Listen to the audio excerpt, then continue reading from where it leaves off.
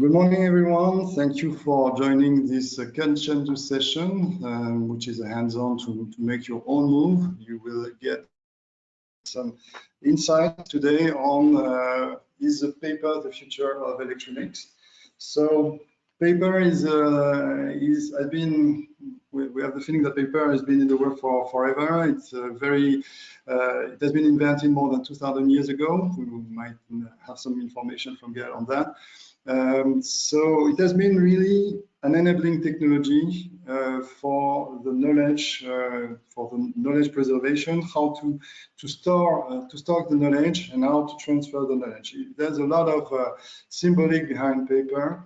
It has been supported by additional innovations like printing, for example, and we see how today is there still room for innovation in the paper industry when it is such a mature field.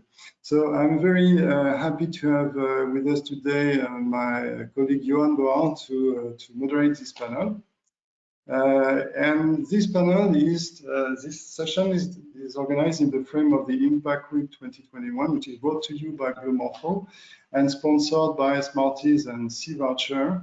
It is embedded into the European Green Week 2021, which is an opportunity to engage with all stakeholders interested citizens on how we can work together to make the ambition for a zero pollution and toxic-free environment a reality.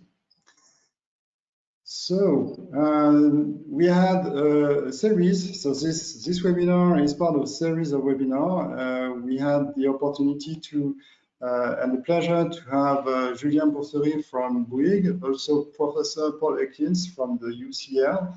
We also had the vision of Circularity Capital, and Blue Shannon is a founding partner of Circularity Capital.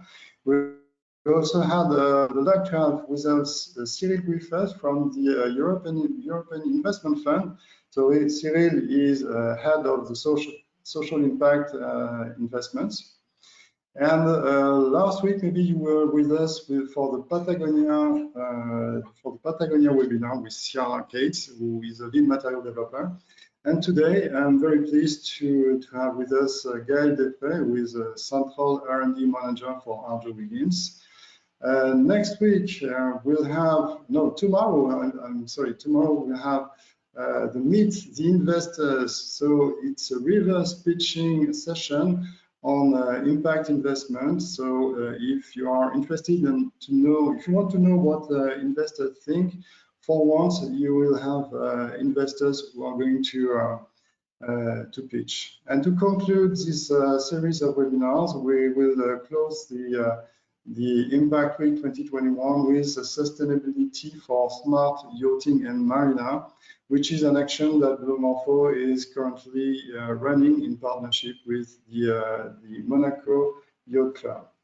And so yeah, let's get into it. So I just mentioned that we have today my colleague Johan Boart to help me with the moderation of this panel, and we also have our guest of honor today, who is Mr. Gael Desprez.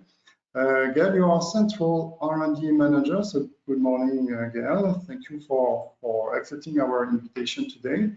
Maybe you could say a few words about Arjowiggins for the audience who might not know really the company. Yes, thank you. Good morning, everyone. Yes, so Arjowiggins, it's a medium-sized company with 800 employees, and we are mainly producing paper. And we have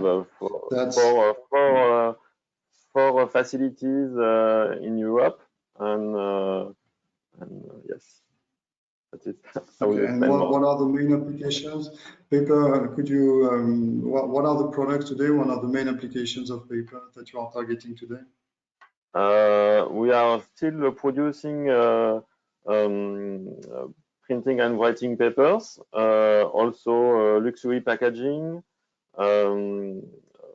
security papers, and transfer papers, book binding and cover papers, and translucent and smart papers. Okay, great. And we will talk more about this in a moment. So this webinar is going to be interactive for people who have already participated to this webinar. You know that we like to engage with our audience. So to show you how it works, we would like to understand what is your weather mood today. How do you feel today? So Johan, could you share this poll, please? Yes, well, now you should see on the screen the poll. So we're going to have a few of these stops with the audience. So please click on whether you feel sunny, cloudy, rainy, or stormy. It's possible. We hope that you are all sunny today. And we're going to share the results of the poll. So maybe, Johan, you can, if people have voted, you can maybe share the results. So, sure. So we can close now the poll if everyone has finished to click. Okay. And now I'm going to share the result of the poll. Yeah, sunny days for everyone. So yeah, we are pleased to see that. I hope that the people who are still cloudy will be a little bit more sunny with all the good news that we have for them today. So this session is interactive, so don't hesitate to use the chatter. You can share your thoughts or your insights live, and we'll try to take a few questions at the end of this session if we have time. So the first stop, we would like to know, according to the audience, since Gael is the R&D manager at Arjowiggins, so Arjowiggins is producing paper, we'd like to know what could keep Gael up at night. So please, Johan, could you share the poll for the audience? Yes. So let's start with this first question. Yeah, we offer you a few options. So maybe the digitalization reducing the use of paper. So maybe that's a risk. The plastic waste for polluting the planet, the shortage in recycled pulp. Are there new ways to produce paper? And it happened that you ordered a package on this e-commerce platform, and it's been 3 weeks. And you still don't have any news from it, so maybe that's what keeps you up at night. So while the people are answering this poll, maybe Gael, we can open the discussion, and we would like to understand what are the current challenge of the paper industry at the moment.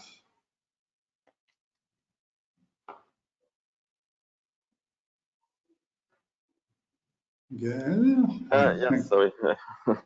Yes, so the challenge in the paper industry is, let's say, there is a slight growth of paper in the world, but depending on the grade, there are some of the grades that are decreasing, like activities like newspaper or catalogs, and some are really increasing, like packaging for the e-commerce and other like tissues and stuff like that. But also, yes, one of the main, I think the main challenge for the paper industry is the situation regarding plastics. Plastics, we know now that it's really polluting the planet, and paper could replace in some circumstances, in some application, could replace the plastics. Okay, so yeah, surprisingly, so the first information for today is that the business of paper is growing. It's not a dying industry. It's very dynamic, and this is basically driven by e-commerce, right? With Yes. With all the packages that we order. Mainly for e-commerce, and also, as I told you, tissue is another application where it's growing. Tissue is all the hygiene products, maybe? Hygiene product, and it's really growing. So but in some businesses, like I said, of course, newspapers, magazine, it's really decreasing. Okay, very good. So maybe, Johan, you can share with us the results of the poll to check if the audience had this intuition. Yes, here is the result. So quite binary. In fact, there is only two answers given by the audience. So yes, many people feel that the plastic waste polluting is a hot topic, and there is also some question regarding the way to produce paper. Yeah, that's very interesting. So yeah, as far as I'm concerned, I'm surprised by these results. Gail, what do you think about this result? I think it's quite in tune with what we do. So of course, yes, plastic waste is really a big issue, and maybe I can explain a little bit some of the applications where we can replace the plastics. Yeah, we have a dedicated question on that. So this Okay. will be the next poll. So yeah, please, Johan, could you share with us the next poll? What could be the contributions of Arjowiggins for a better environment? Yes. So let's start with the next question. So what is your strategy in Arjowiggins to contribute in a more sustainable future? So there is three possibilities here, according to the audience. So replacing plastic straw, for example, back to paper instead of using screen, and still back this shipment that we have lost. Can you help us with the Amazon shipment? So here is three possibilities. So what would be Arjowiggins' strategy to make a more sustainable future, according to the audience? So let's open the discussion, Gail. What is the strategy of Arjowiggins to contribute to the effort for the environment? Yes. Okay. So first of all, we have some grades of paper that we made with cellulosic fibers, but we really it's that we call translucent paper. This translucent paper can replace plastics, and it's still recyclable. And recyclability I think is a key parameter because paper can be recycled in Europe up to 80% of the total production, and fiber can be recycled many times. And it's coming from renewable resources, which is really also something very important. And in some cases, we can replace plastic. I have an example to give, very easy to understand. In the US, before the magazines were sent with a plastic wrapping. Now it's forbidden in the US to do that because of plastic pollution. And now we are providing, we call it wafer seals. It's a little disc made with this translucent product, and it's sealing the magazine to avoid the opening, and it's still recyclable, and it's transparent, and it's replacing the plastic wrapping around the magazine. And I would like to add also that all of our paper are made with certified pulp, with FSC certified pulp. So we are not using primary forest and doing some harmful to the forest. We are only using FSC certified pulp. Yeah, that's important to stress. Everybody knows that the wood is, or the trees, is one source of to produce paper, And we can think that we will destroy the forest if we use paper. But in fact, there's a whole, the sourcing of the wood is been really controlled, right? Yes, all of the forests are respectfully managed. So Yes, we are there's a not sustainable strategy for the forest. exactly. Yeah. And Yeah. we are not using fuels or plastics. So it's really more respectful to environmentally versus plastics.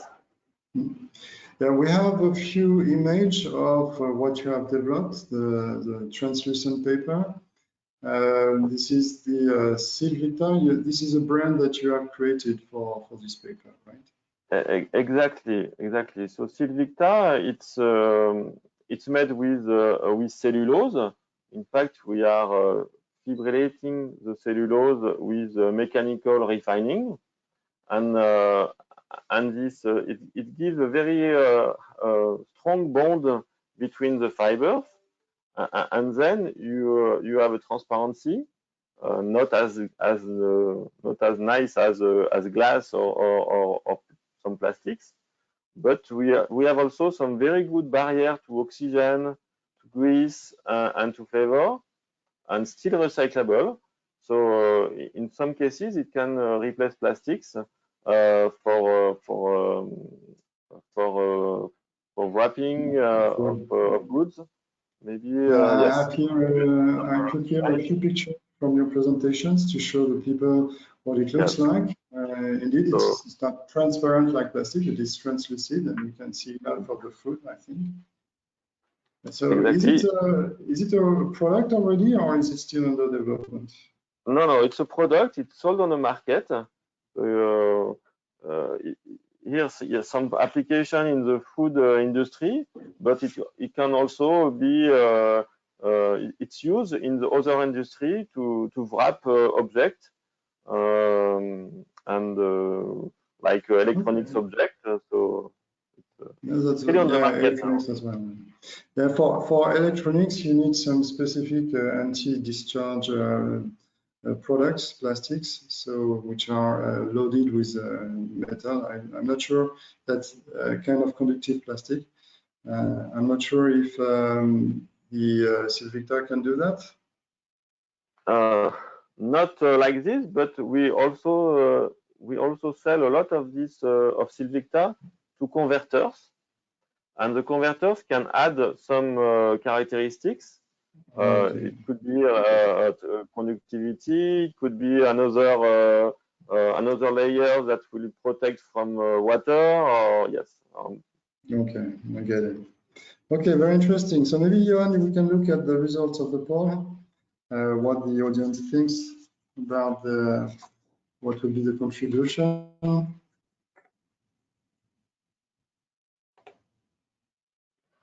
So they think regarding, yes, the strategy in Arjowiggins could be focusing to replace plastic, or maybe help on the packaging and the tracking of shipment.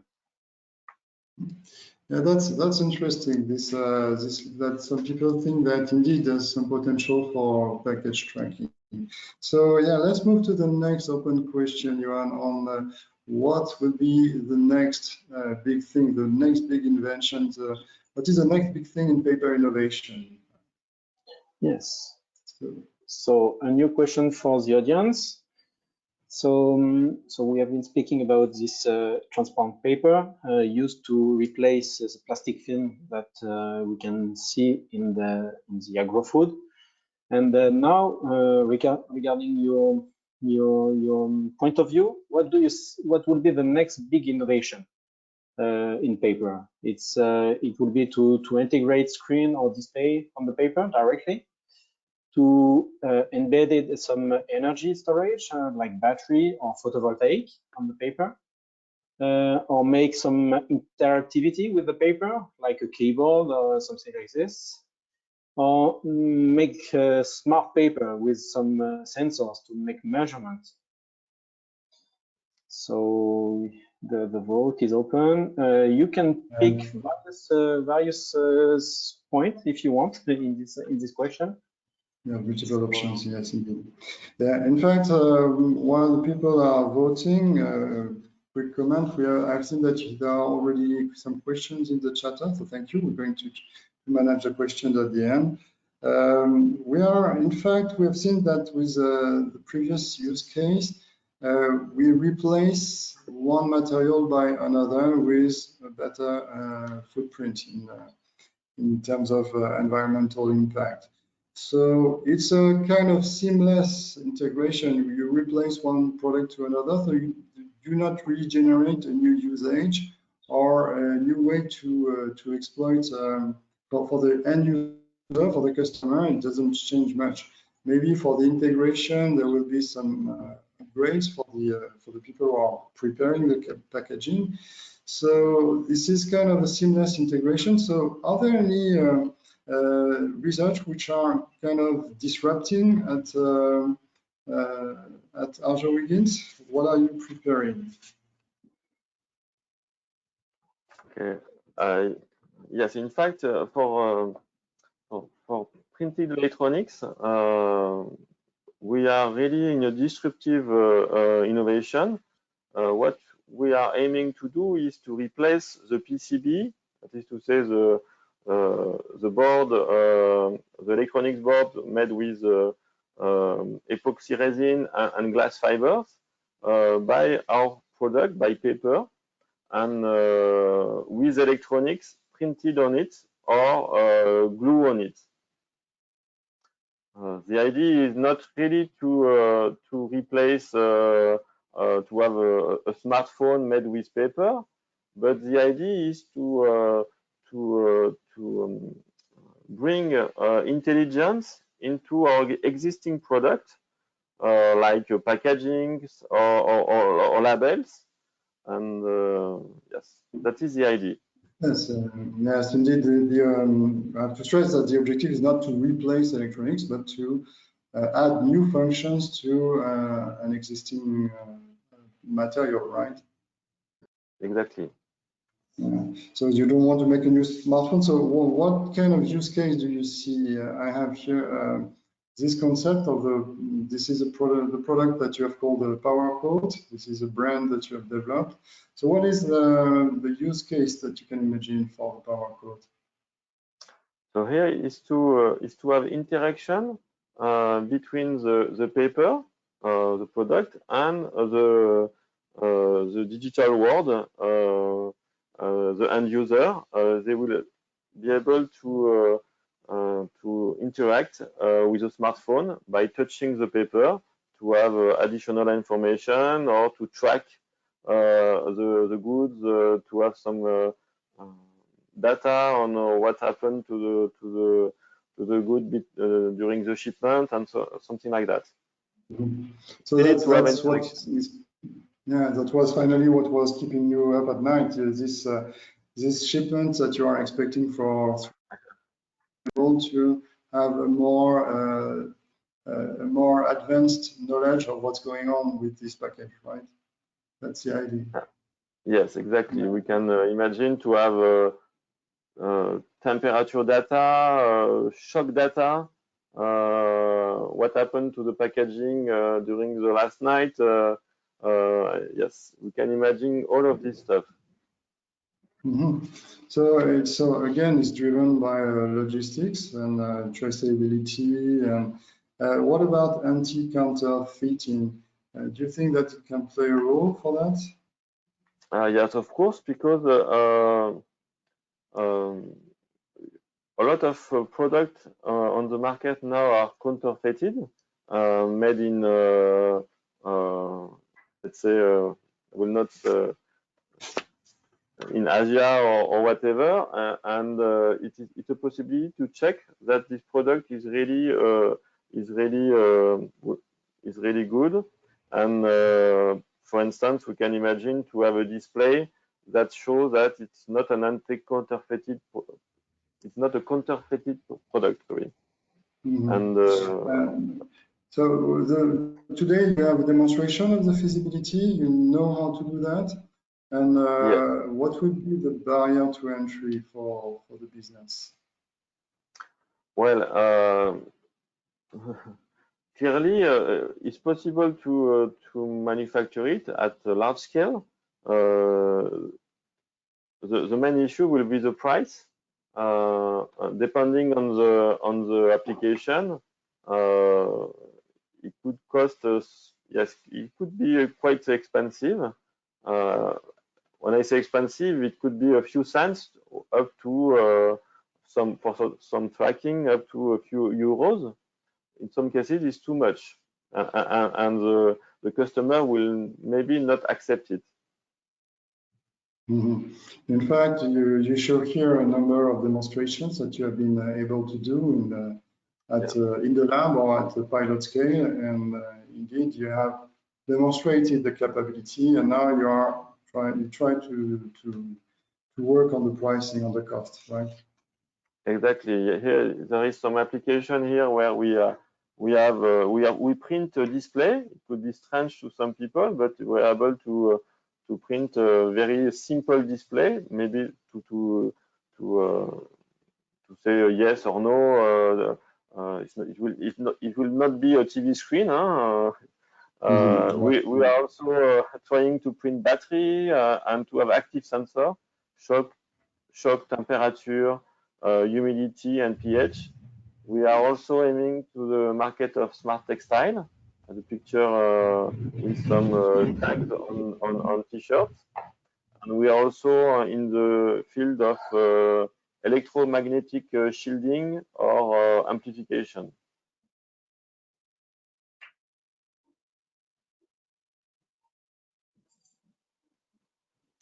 We can't hear you, Régis.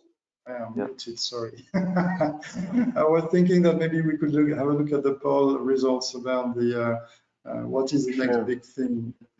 Sure. Let's share the result of the poll. So a lot of answer here, and we can see that for everybody it's quite clear to see some energy integrated with the paper and some sensor with the paper. And we can see that screen or display on paper is not something evident for the people. And interactive paper is not also the big answer. Mm-hmm. So what do you think, what could be the first use case to go out there, to go in the market? We will have screen at the beginning, or would it just be a couple of sensors? For me, I think sensor is really one of the main first low-hanging fruit because everyone is asking for that. When you ship something, you want to follow what was the temperature during the shipment. Was there a shock? Someone drops the package on the floor and damage the goods. So it is really something that people want to know. But I would say there is some interaction between the different answers, because to have an integrated sensor, to have a data logger, you need energy, you need battery. So you need to have a battery inside. And maybe, yes, so I think the integrated energy and integrated sensor are linked, and it's really the one of the first applications that will grow, I think. Yeah, so I have some doubts. Is it still possible to integrate all these functions and remain circular and remains recyclable? Yes, most of it we have proved that in some project or European project, because when you print on paper, it's very easy to separate the fibers from the electronics. So we can recycle the fiber and let's say eliminate the printing inks. And some of the inks also we can imagine in the future when the volume will be higher, could be recycled also. So especially the conductive inks. Also, we have projects to use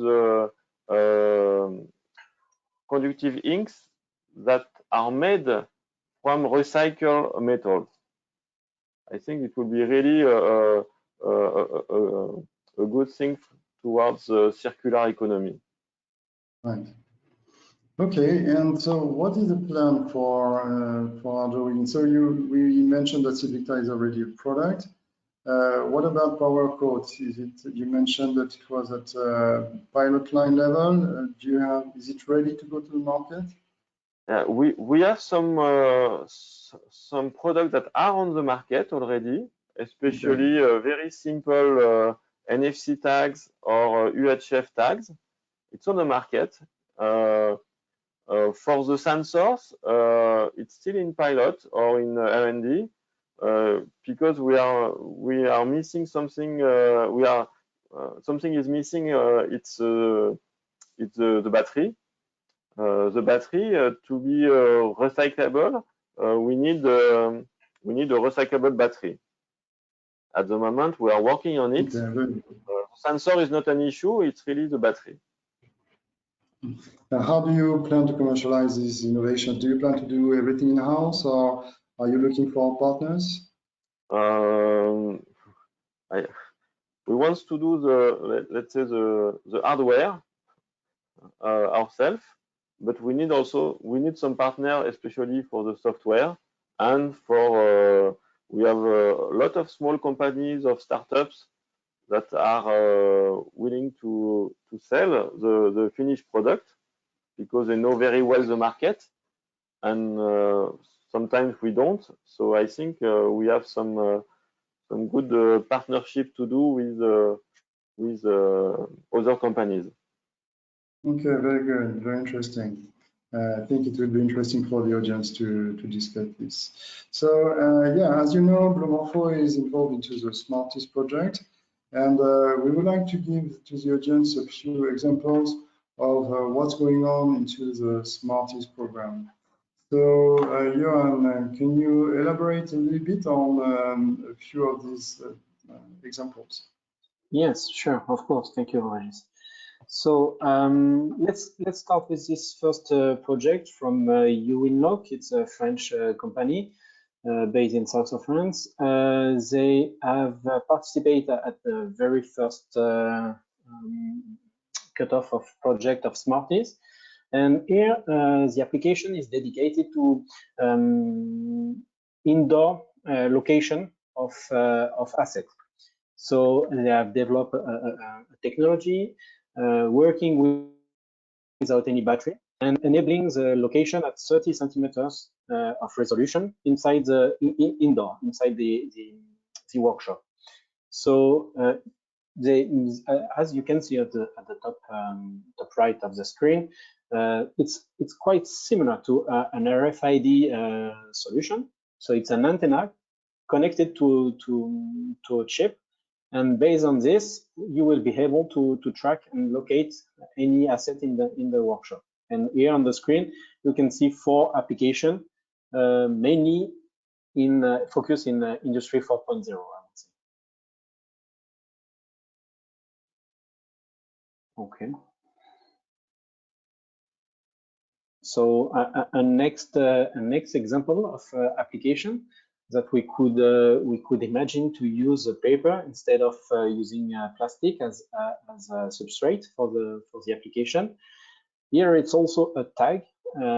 It's in fact electronic shelf label, as we can see in store. But this one it's a flexible shelf label, something really thin and easy to integrate in the shelf. So the idea is to have something a label that you could update live in the store, so you can update your price or any information shared on the label quite often. And thanks to this, it will reduce the cost of labeling operation. and maybe 2 additional demos.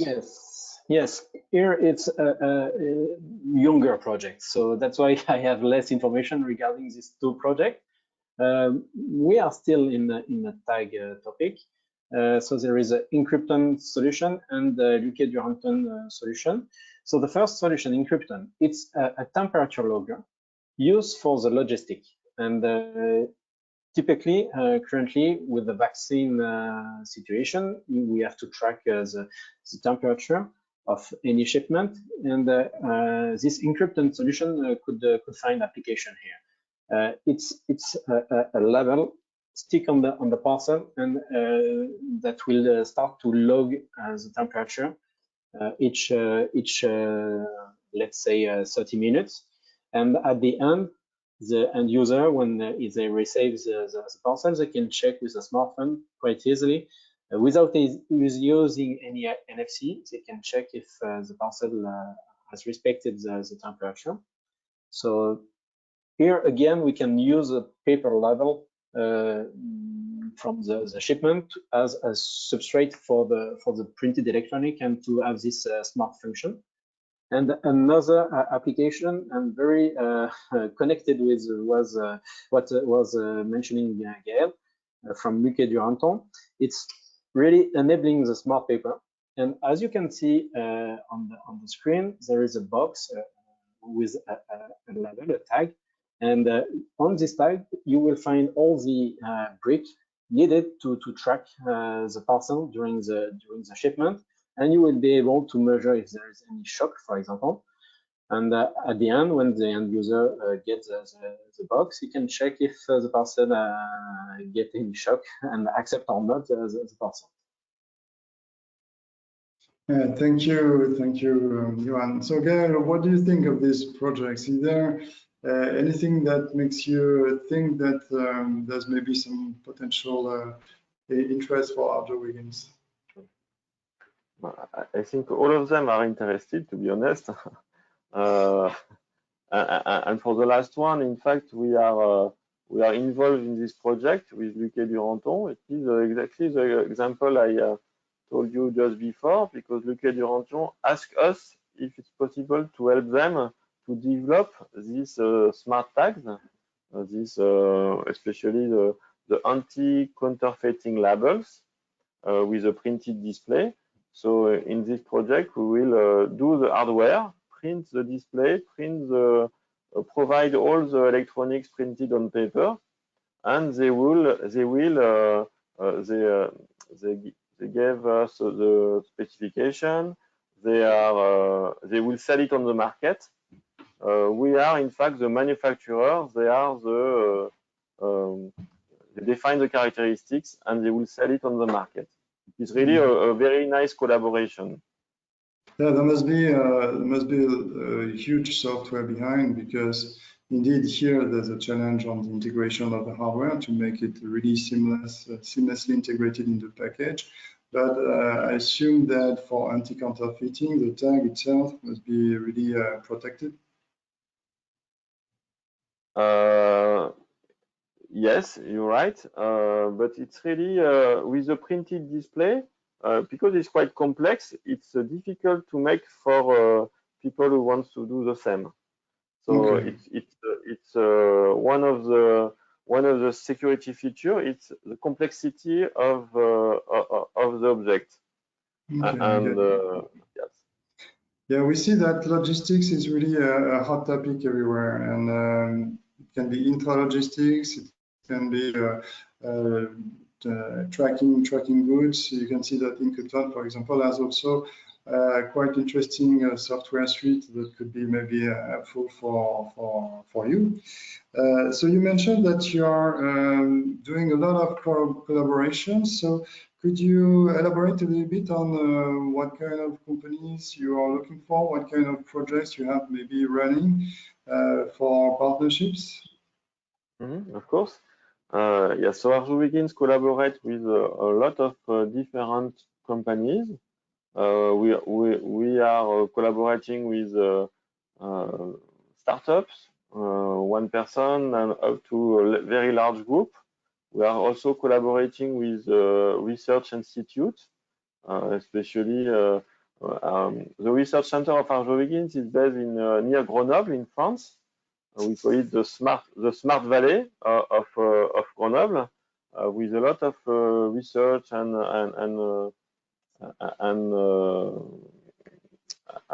like CA, for instance, like engineering school of paper, of electronics. So we are collaborating with all this ecosystem.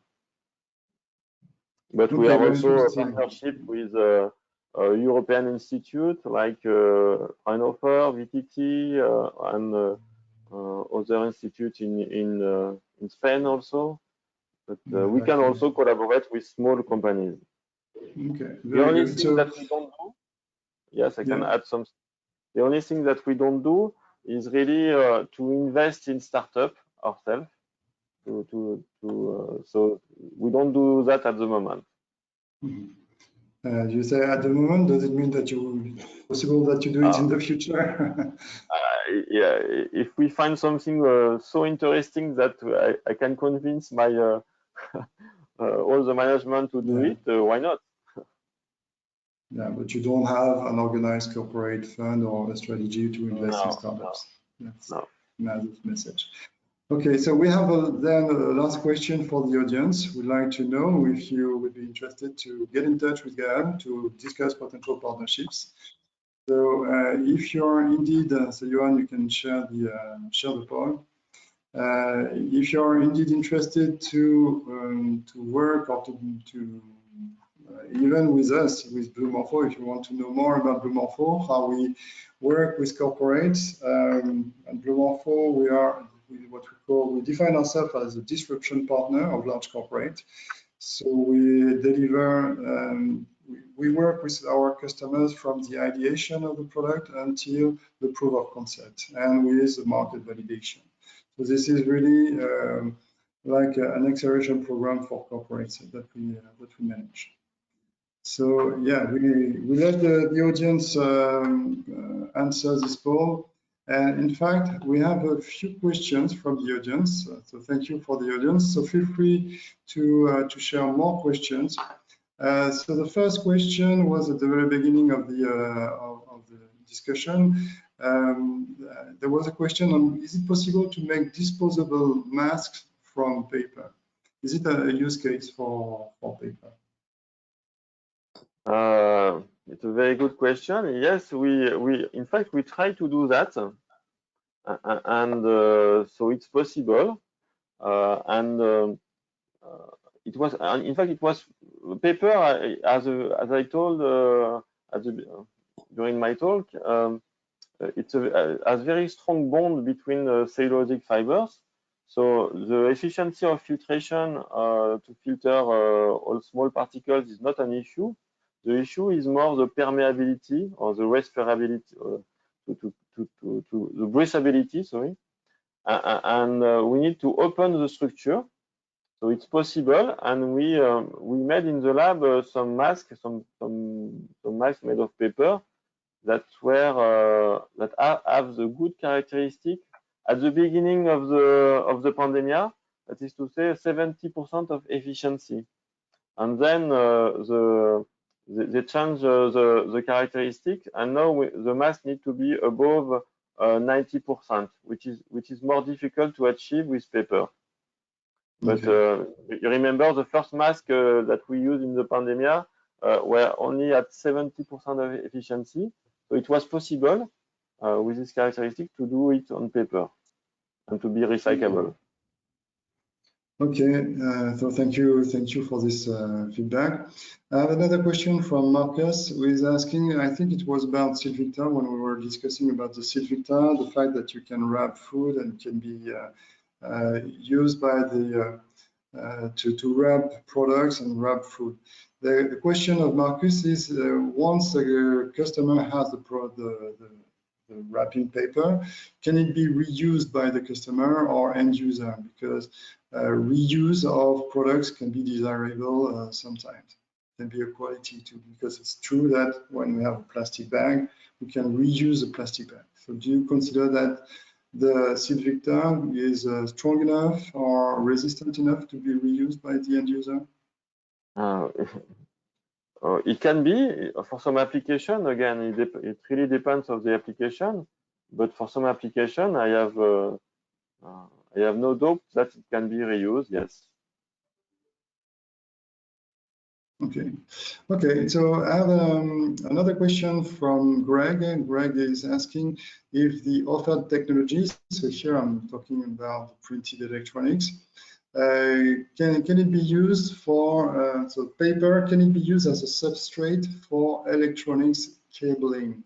It's connecting electronics together, replacing some maybe copper wires, or I think that you are maybe Greg is thinking about the flexible connectors that exist maybe from in some systems. The question behind is how. First, is it possible? Do you have a good conductivity? I would think that it's possible to have a good conductivity, but how does it respond to the mechanical solicitations? Okay, I will try to answer both questions. The conductivity is lower than with the copper cable, for sure. But it really depends on the current you want to transfer. If it's low current, I think we can really replace a cable by a flex made with paper. If it's high current, it's another story. I think the cable will still be the best idea, the best solution. And then, of course, paper has a good affinity with water. So if the end usage is for instance, outside or can be in humid condition. Example, in a car, for instance, in automotive, you need to have a very high resistance to water when you wash your car and so on. So you need to embed this flex into other objects to protect from water, especially. So there have been few projects where we try to do that and to embed this flex made of paper into composites or stuff like that. Yeah, this question of sensitivity to humidity, is it a problem? For example, you mentioned that in shipment, we want to implement sensors, but sometimes you receive a package and the package can be wet or damaged by moisture. So here, it's obvious, but it's obvious that it has been damaged because you can see it. But sometimes a small amount of humidity could also damage the electronic function that you have printed. So how do you cope with this problem? Yes, first of all, it's the humidity, high humidity is not an issue. It's really when it's wet. When it's wet, here it's more an issue. The paper is very resistant to even to humid condition. 70 or 80% of humidity is not an issue. It's really an issue when it's wet. Remember that your labels on your wine bottle is made of paper and is resistant to humidity. So yes, depending on the application, of course, when it's really wet, it can be an issue, and you need to protect it. You need to protect it and to embed it into, as I said, other materials. If you want to protect a varnish, could be let's say a simple solution that could solve the problem for some applications. Okay. And we are still recyclable if we put a varnish to protect from water. So I have another question from Marcus. So here we go a little bit lower in the value chain because he's asking if hemp is an important feedstock for the future of paper. So are you familiar with the concept? Yes. Well, at the moment, the paper, most of the paper are made with wood pulp, which is very easily available. We have some paper made with plants, annual plants or biannual plants. For instance, we produce paper made with cotton, with bamboo, and we are trying also to use other plants like hemp. We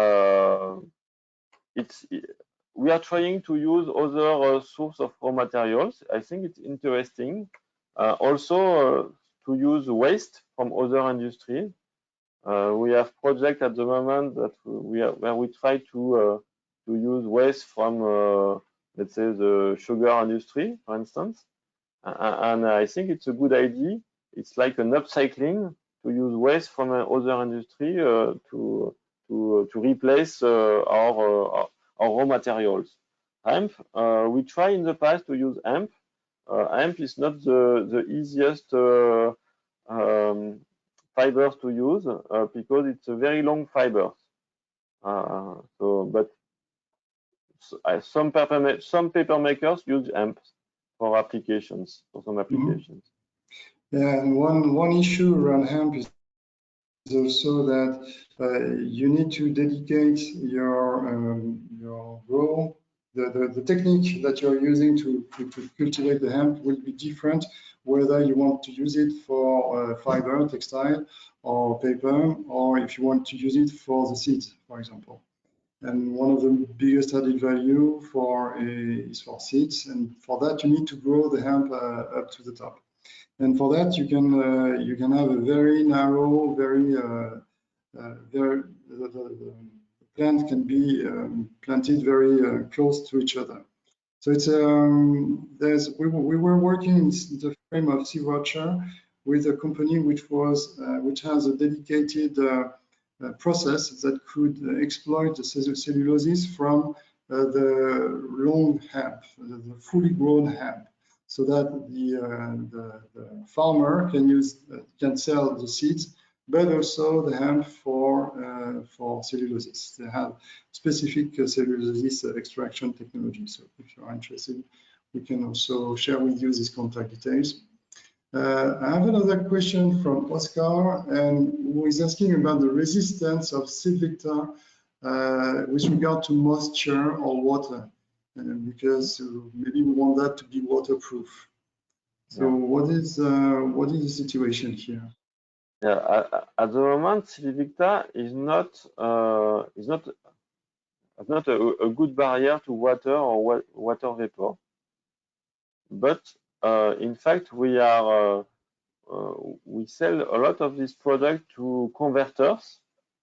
So we have a few converters that buy this product, and they are adding another layer.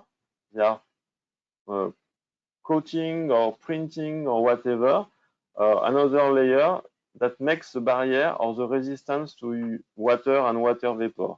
Depending again on the application, the level of barrier is different.